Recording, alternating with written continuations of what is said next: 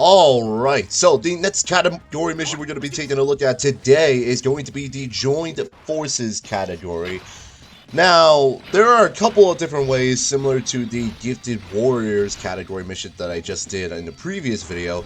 There are a couple of different ways that you can go about doing the Joined Forces category mission.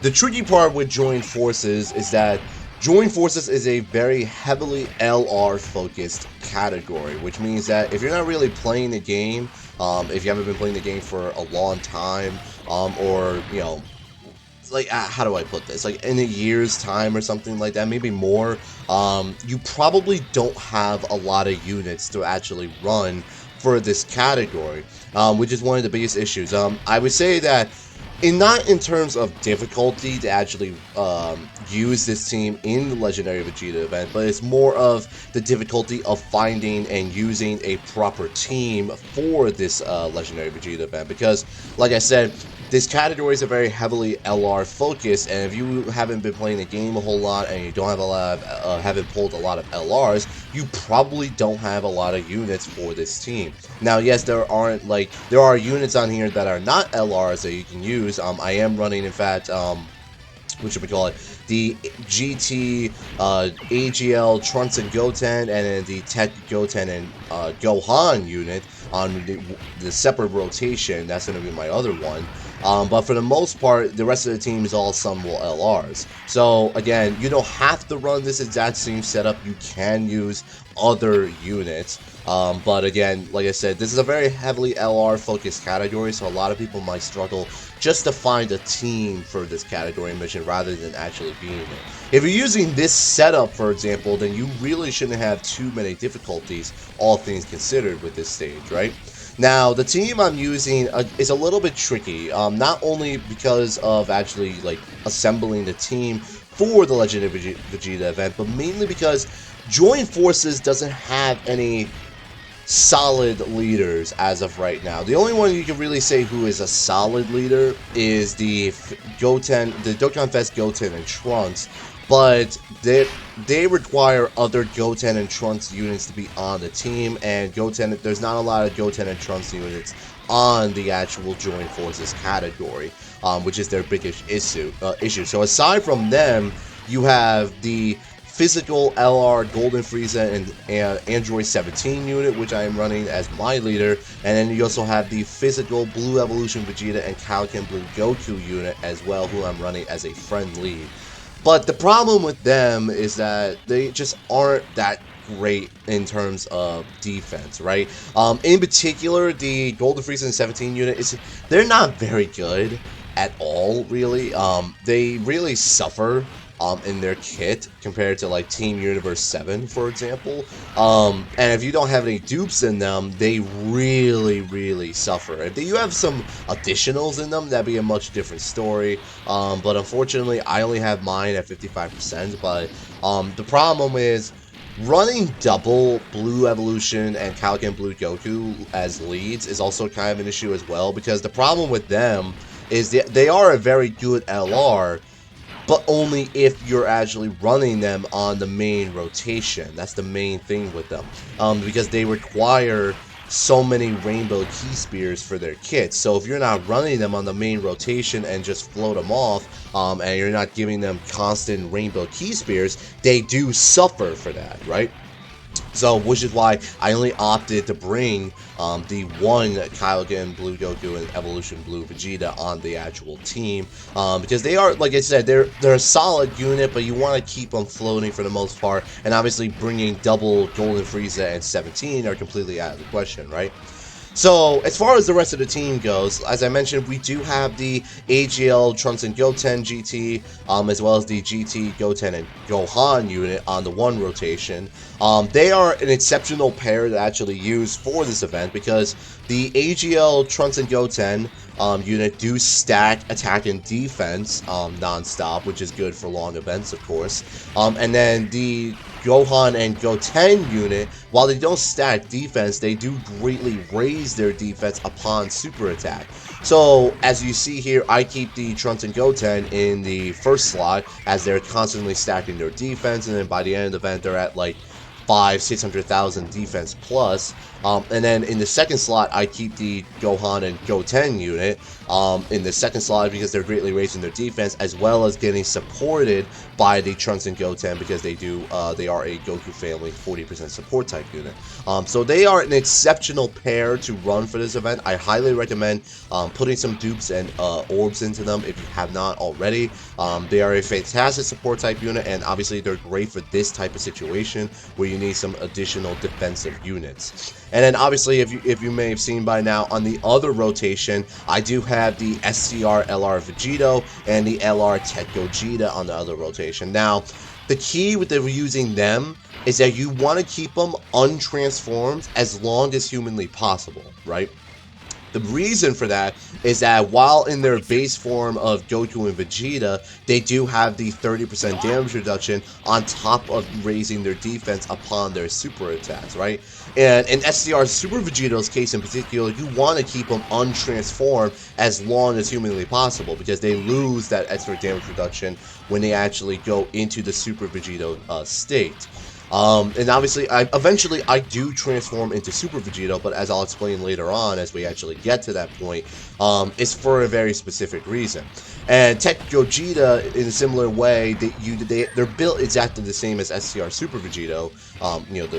Like the Goku and Vegeta is, they have the damage reduction, they raise their defense, so you want to keep them untransformed as much as humanly possible as well, until later on, like I believe next turn here on screen is when I actually transform using Tech Gogeta, right?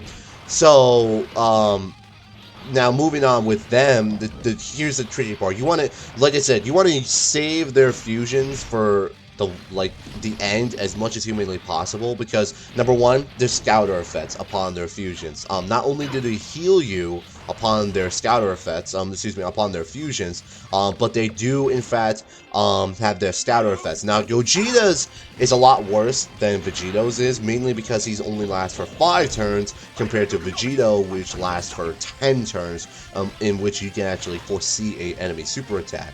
So as you can see here, I do foresee the super attack coming in the very first slot right there, which is why I keep SCR Vegeta untransformed, so that way he can tank that super attack for us, which comes in very, very clutch, and we only take 100,000 from that. So that actually works out very, very nicely. Now, Tech Gogeta obviously is a fantastic unit and whatnot, but again, that scouter issue is one of his biggest flaws, I would say, in comparison to SCR Super Vegeta. Otherwise, Gogeta as a standalone unit is fantastic, and he'll be great as we wrap up Physical Blue Vegeta right here and head into the AGL Blue Evolution Vegeta stage, in which Gogeta will absolutely slap him around, right? Now, as I mentioned before with Physical, you might have just seen right here, I did actually thoroughly investigate, because I don't use Physical Frieza and 17 at all. I don't know how to properly use this unit, so I would recommend not. If I had any regrets about actually running this stage and this category mission, I would say try not to use Golden Frieza and 17, because they are just not good at all. Again, I don't recommend using 2 Blue Kaioken Goku and Evolution Blue Vegetas, but it's probably better off you do instead of running the Golden Frieza and 17 unit, because they are just not good at all.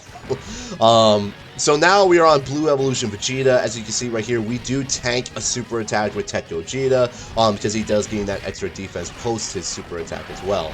And then we do keep, in fact, SCR Vegeta in his base form for another turn, because obviously that extra damage reduction is still huge. And then I didn't even mention in this, the final unit I did actually bring for this team is actually going to be LR, Kale, and Caulifla, because obviously, while they have fallen off a bit in recent years, obviously they have fallen off since the 5-year anniversary and whatnot, they are still a great unit for specific situations like this, where they do stat their defense constantly, and then they're sitting at 3, 4, 500,000 defense by the end of the event and whatnot. So they are still a very, very good unit for the most part, but again, dupes are absolutely necessary for them. They do struggle at 55%, but if you have multiple dupes in them, it'd be a much different story, right? So I believe I only have 1 dupe in my Kale and Caulifla, though that is something to keep in mind. And then obviously, as you can see right there, we took a super attack with Gohan and Goten, and we just absolutely ate it with little to no difficulty. Now, on this turn, I do actually transform into STR Super Vegeta. Now, the key part is, yes, Super Vegeta cannot tank a super attack from AGL Blue Evolution Vegeta, right? Without question. But given that I did spare all my items until the end of the event right here, this is where I do, keep my items for this specific situation. I did pop an Android 8 right here to give Vegito that extra 50% support to his defense. And then, obviously, as you can see here, I got very unlucky with a lot of the crits here with the additional normals and whatnot. But if you do have some dupes into SCR Super Vegito and you have some additional crit built into them, though getting the crits off his counters absolutely slaps Vegeta. Like, the main thing that why Vegito is still such a god tier unit, which is why he's still arguably a top 5 unit, if not a top 3 unit, is because Vegito's counters is so devastating. Those critical counters are still the most damaging forms of offense in the entire game, right? Which is why, obviously, like I said, it's very risky to bring out Super Vegito, but his offensive capabilities is just so good, especially when you're trying to... The key to actually beating this is try and kill Blue Evolution Vegeta as fast as humanly possible, which is why Super Vegito's crits would be so important. But I mean, yeah, there you go. That is the Join Forces category stage. Again, I didn't have really too many difficulties with this stage. Again, I know, as I mentioned, this is a very LR heavily focused category. So you might not actually beat this on the very first go if you don't have this specific team and whatnot. There are a couple of different other units you can bring for this if you do have a lot of LRs and whatnot. This is just a specific team that I did bring for it. There are other substitutions you can make. Like, I know a lot of people might not have Tet Gogeta, for example, or some of the other units. You probably do have the GT Gohan and Goten and Trunks and Goten units by now. SCR Super Vegito, maybe you do by now. Maybe not the Golden Frieza and 17 unit, but I would probably avoid using them. They were really my only one downside to this entire event, I would say. But overall, like I said, if you have any questions or comments down below, I'm more than happy to answer any one of you. Because again, Join Forces is a trickier category mission to beat because, like I said, it's really meant for the people that are playing the game longer. This category mission in particular is not a free-to-play friendly category mission. If you have not been summoning a lot and pulling a lot of different units and whatnot, then you might not be able to beat this category mission easily. And that's it. So I hope you guys enjoyed this video, and I will see you guys on the next one.